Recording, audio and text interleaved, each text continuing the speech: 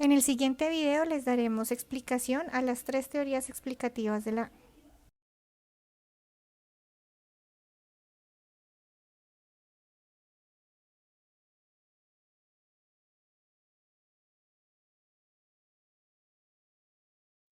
Hola, mi nombre es Karen Elena Plaza Villarraga y hoy les voy a hablar acerca de la teoría jamesiana y la teoría cognitiva. Esta teoría fue propuesta inicialmente por William James y la secundó Karl Lange. Esta teoría proponía un modelo que reflejaba la reacción fisiológica ante lo que provocaba una emoción. Es decir, que las emociones que experimentamos surgen en cambios fisiológicos en respuesta a eventos que tenemos del ambiente. Por ejemplo, nos sentimos tristes porque lloramos o tenemos miedo porque temblamos. Un ejemplo en contexto sería cuando ves a una persona que te va a robar. Tú no corres porque sientes miedo, sino corres y después sientes el miedo.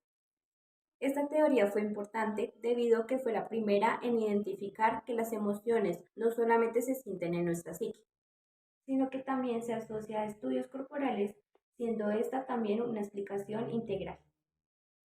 La teoría cognitiva fue lanzada principalmente por Richard Lazarus, el cual fue pionero en esta área de la emoción.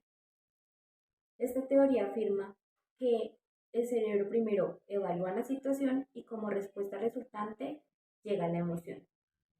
Es decir, que una secuencia de eventos implica primero un estímulo seguido por el pensamiento, luego conduce a la experiencia simultánea de una respuesta fisiológica y emocional.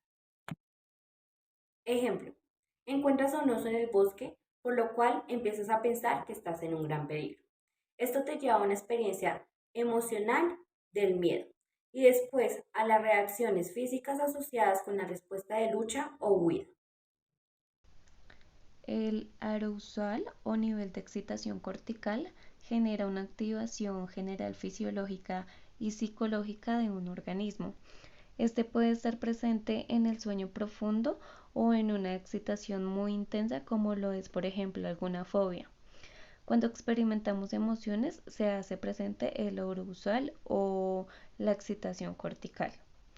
James Lange en su teoría nos indica que para que una persona perciba la emoción debe pasar por ciertos eventos externos. Estos pueden provocar una excitación fisiológica, la cual genera respuestas corporales como el aumento de la frecuencia cardíaca, la respiración agitada o manos sudorosas. Es en ese momento que la persona se reconoce como tal el cambio y siente la emoción.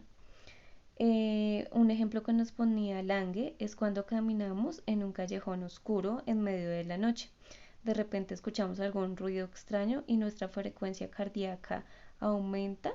Es allí que llegamos a la conclusión de que estamos asustados, ya que nuestro corazón empieza a latir muy rápido. Según James y Lange, cuando la corteza recibe estímulos los cuales puede abrir paso a las emociones, el sistema nervioso autónomo y somático activan los organismos musculoesqueléticos y viscerales. Estos a su vez estimulan al cerebro, quien será el encargado de brindar como respuesta una experiencia de emoción. Cannon Barr, por otro lado, nos indica que los seres humanos tenemos emociones diferentes y estas dependen de nuestra historia de vida y aprendizaje. Experimentamos la emoción y procedemos a procesarla. Según Cannon, una reacción que puede ser la misma aunque la emoción sea diferente.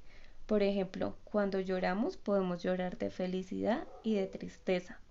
La reacción es la misma, pero la emoción es diferente. Por ende, podemos decir que las reacciones tanto fisiológicas como de comportamiento son totalmente independientes. En esta teoría, la emoción prepara a la persona para actuar frente a diferentes estímulos, adaptándose al ambiente.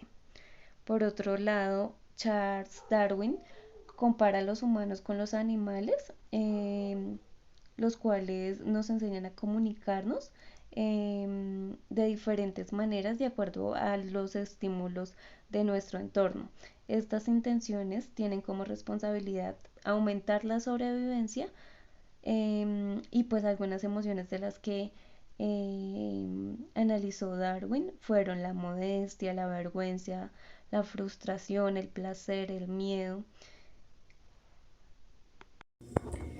Las teorías cognitivas serán divididas entre cognitivas fuertes y evaluativas, dejándolas a ambas. Sin embargo, dentro del grupo cognitivo, las teorías cognitivas fuertes son la antítesis de las teorías fisiológicas, pues afirman que las emociones son formas de cognición que refieren a contenidos mentales y que cuentan con objetos proporcionales.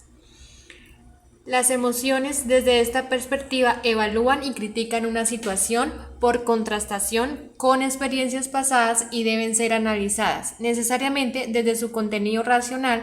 Para estas teorías, la emoción está siempre ligada a una serie de creencias acerca del mundo en forma de contenidos proporcionales. Sin el contenido racional no se puede hablar de fenómenos emocionales y por lo tanto estados físicos sin contenidos cognitivos al estilo jamesiano no serían emociones. La teoría social y cognitiva de las emociones dan una explicación constructivista de las emociones al afirmar que ellas son construcciones sociales y cognitivas y el resultado de nuestra interacción con otros. Niegan entonces la creencia de que las emociones estén basadas en programas neurales y hormonales determinados genéticamente. Esta es una nueva visión en el estudio de las emociones que coloca a estos autores en el espacio cognitivo de la teoría, formulando la hipótesis de la construcción social de las emociones. Estos autores explican que se pueden mantener dos tipos de teoría, una débil que concede el naturalista la existencia de un rango limitado de respuestas emocionales naturales. Por su parte, la tesis fuerte establece tres principios fundamentales. Primero, que las emociones son sobre todo complejidades de sentimientos y actitudes. Segundo, que las emociones como otras experiencias y comportamientos son productos sociales. Y por último, que las emociones dependen de la experiencia y de la cultivación de una sensibilidad individual. Para concluir, uno de los elementos fundamentales para alcanzar el aprendizaje es la motivación. La motivación genera interés por lo que se quiere aprender. La motivación es un impulso que activa, dirige y mantiene todo tipo de conducta. Es así que si no existe una motivación, sea intrínseca o extrínseca, va a ser muy difícil los procesos de aprendizaje. De allí la explicación a las teorías y los postulados teóricos que encontrábamos.